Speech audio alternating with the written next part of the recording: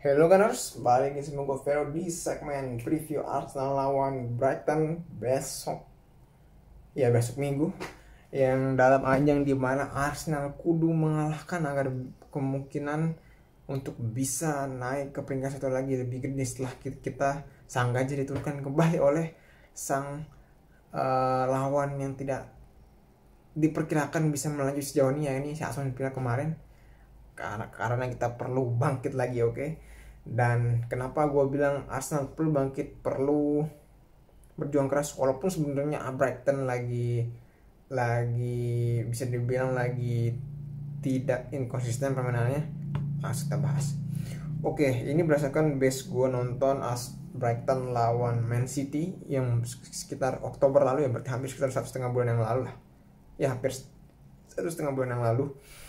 Di kala itu Brighton dengan formasi 4-2-3-1-nya tidak memainkan Pascal Gross sebagai duet tengah yang biasanya tuh bareng Billy Gilmour sama siapa gitu, gue lupa gitu ya. Pokoknya Billy Gilmour tuh sama Pascal Gross, tapi kali ini tuh dia yang cuma main itu si atau pemain akademi gitu lah, gue nggak tahu juga, berkulit hitam gitu, gue nggak tahu siapa namanya, gue lupa. Sorry, gue nggak tahu namanya, cuma gue bilang kulit hitam. Termasuk gue ketika itu melawan City yang perlu 3-1, Kevin tanpa Kevin De Bruyne, tapi Alvarez sebagai number 10-nya lah. Di kala itu City sebenarnya gue lihat sepanjang itu ya, ini based on replay, berarti replay yang 20 menit, jadi nggak terlalu bisa menggambarkan 100%, tapi kurang bisa menggambarkan 30% perjalanannya laga seperti apa ya. Nah, di kala itu gue melihatnya si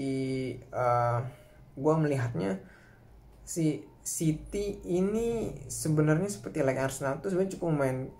Arsenal dalam hal ini berarti cukup memainkan sebenarnya bola-bola permainan lebih disiplin, pressing dan lain-lain, karena tengahnya Brighton itu tidak sekuat yang umumnya, tidak sekuat biasanya sejak kehilangan Enzo sama itu namanya si McAllister ya.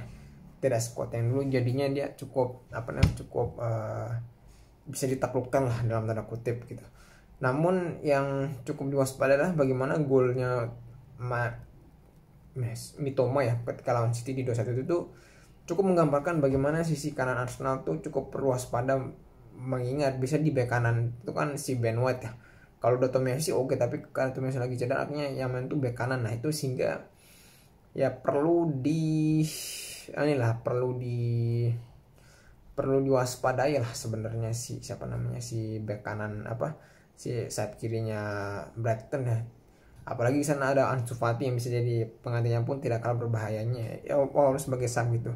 Dan buat gue ya Arsenal perlu bertanding, sebenarnya bermain lebih cantik, bermain lebih disiplin seperti biasanya, karena Brighton kemungkinan cukup terbuka ya. Cuman juga jangan diremehkan, Brighton kadang juga ngotot juga, karena permainan Arsenal lebih terbuka, dia bisa memanfaatkan celah-celah di antara permainan Arsenal. Apalagi beberapa kali akhir-akhir ini Zinchenko lagi agak off soal defense-nya, sama kayak ketularan si